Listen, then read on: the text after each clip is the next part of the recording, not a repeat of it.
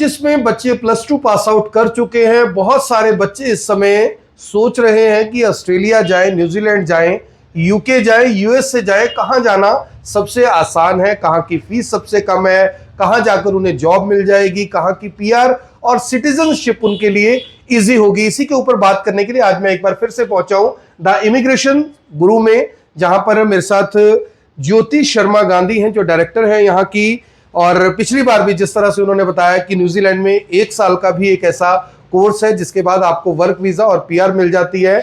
और यूके को लेकर काफी क्वेरीज आ रही थी, उसको लेकर भी अभी हम बात करेंगे। ऑस्ट्रेलिया को लेकर बच्चे बहुत क्रेजी रहते हैं कि कैसे वो ऑस्ट्रेलिया जा सकते हैं, क्योंकि पिछले दिनों ऑस्ट्रेलिया ने बैन कर दिया था हरियाणा पंजाब के स्टूडेंट्स को, लेकिन अब 2025 के जो पास आउट बच्चे हैं उनको ऑस्ट्रेलिया भी वीजा देने के लिए रेडी है, अगर उनकी एजुकेशनल क्वालिफिकेशन बिल्कुल ठीक है, मार्क्स अच्छे हैं, पीटी और आइल्स में भी उन्होंने अच्छे मार्क्स गेन किए हैं। ज्योति जी, सबसे पहले मैं बात करूंगा न्यूजीलैंड। पिछली बार हमने बहुत सारे बच्चों को बताया कैसा उसका रिस्पॉन्स रहा, और बच्चों की मेन क्वेरी ऑस्ट्रेलिया और न्यूजीलैंड को लेकर उसमें क्या थी? सर, जो मेजॉरिटी में बच्चा हमारे पास कॉल करता है, जिन्होंने हमारे ऑफिस में विजिट किया है, उनको एटलीस्ट एक ऐसी कंट्री के बारे में पता चला है जो शायद यहाँ के लोगों को या बच्चों के दिमाग से निकल गई थी, जो थी न्यूजीलैंड। न्यूजीलैंड के लिए बहुत सारे बच्चों ने क्वेरीज रेज करी है, उन्होंने प्रोसेस पूछा है, एक्सपेंस के बारे में हमने उनको बताया है। इनफैक्ट वो वाला बच्चा जिनके पास 6 मंथ्स ओल्ड या पुराने फंड्स नहीं थे, हमने उनको भी एक वे आउट बताया है कि आप अपने फाइनेंशियल्स वगैरह कैसे कर सकते हो। और रही बात ऑस्ट्रेलिया की, तो ऑस्ट्रेलिया के लिए भी बच्चों के पास अच्छी अपॉर्चुनिटी है। वो वाला बच्चा जो अब 23-24 पास आउट वाला बच्चा था, जो ऑस्ट्रेलिया बिल्कुल जा ही नहीं सकता क्योंकि स्टडी गैप आ गया है, अब उनके पास गैप जस्टिफिकेशन नहीं है, तो उन वाले बच्चों को भी हमने गाइड करा है कि आप न्यूजीलैंड चले जाओ, वहां से आप क्रेडिट ट्रांसफर और पाथवे के थ्रू आप अपना ऑस्ट्रेलिया जाने का सपना पूरा कर सकते हो। मुझे सबसे अच्छा ये लगा कि जब हमने लास्ट वीडियो किया था उसमें बहुत सारे बच्चों ने मुझे बताया कि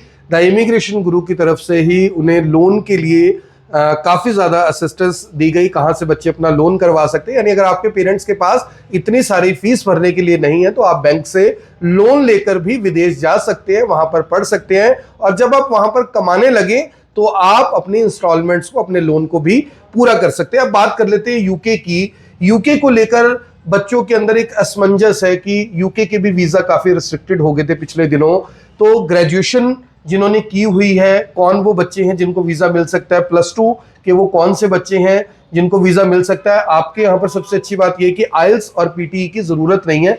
ये पूरा यूके के लिए क्या प्लान है? सो देखो, अगर कोई बच्चा आफ्टर द 12th यानी कि अपनी सीनियर सेकेंडरी के बाद अगर कोई बच्चा अप्लाई कर रहा है और 5 इयर्स का स्टडी गैप है उस बच्चे का, तो उसको किसी लैंग्वेज स्कोर की रिक्वायरमेंट नहीं है। पर अगर मैं बात करूँ उससे ज़्यादा गैप वालों की, तो हाँ, उनके लिए लैंग्वेज स्कोर की रिक्वायरमेंट है। अगर मास्टर्स के लिए बच्चों की बात करें, वो वाला बच्चा जिन्होंने ऑलरेडी मास्टर्स करी हुई है या जो बच्चा पीएचडी के लिए जाना चाहता है, उनके लिए भी बहुत ज़्यादा अच्छी ऑप्शंस हैं। 1 साल के मास्टर्स के लिए जा सकता है, 1 साल के रिसर्च कोर्सेज के लिए जा सकता है। अगर कोई रिसर्च कोर्सेज में जा रहा है तो वो अपने फैमिली को भी अपने साथ लेके जा सकता है, तो वो एक अच्छी अपॉर्चुनिटी है। अगर हम बात करें कि वो वाले बच्चे जिनको वीज़ाज ग्रांट नहीं हुए हैं या जिनके लिए इश्यूज आ रहे हैं, तो वो चीज़ें हमेशा से उन बच्चों के लिए होती है जिनके पास कोई जस्टिफिकेशन डॉक्यूमेंटेशंस नहीं होते, या वो फिर किसी के कहने के ऊपर कुछ लाइक फॉल्स डॉक्यूमेंटेशंस वगैरह लगा देते हैं, या जब बच्चा अपनी फाइलिंग सबमिट कराने जाता है उसको पता ही नहीं होता है बायोमेट्रिक के टाइम के ऊपर कि मेरे कंसल्टेंट ने मेरी फाइल के ऊपर, मतलब वीज़ा के टाइम के ऊपर कौन से डॉक्यूमेंटेशन सबमिट करे, जिसकी वजह से बच्चा वीज़ा तो ले लेता है पर जब एयरपोर्ट के ऊपर उसको अपना इमिग्रेशन क्लियर करना होता है वो क्लियर नहीं कर पाता। ये सबसे बड़ी बात है। तो मैं आपको बता दूं, द इमिग्रेशन गुरु के पास एक्सपीरियंस है, आज तक हजारों बच्चों को विदेश भेजने का द इमिग्रेशन गुरु के पास एक्सपीरियंस है। आपकी फाइल को इस तरीके से पुटअप करने का जो वीजा ऑफिसर है उसके सामने कि आपके फाइल का जो रिजेक्शन है लगभग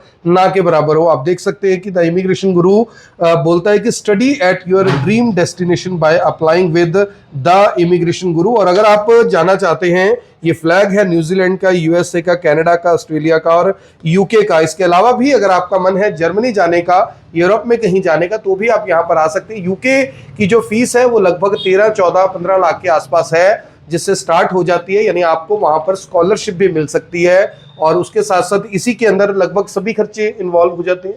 बिल्कुल सर, बस थोड़ा सा वेरिएंट रहता है। अगर कोई बच्चा मान लो बैचलर्स डिग्री के लिए जा रहा है तो उसके इंश्योरेंस की कॉस्ट रहती है वो थोड़ी सी ज़्यादा रहेगी, क्योंकि बच्चे को 3 साल का इंश्योरेंस पे करके जाना पड़ता है, जो लगभग 3-3.5 लाख रुपए के आसपास होता है।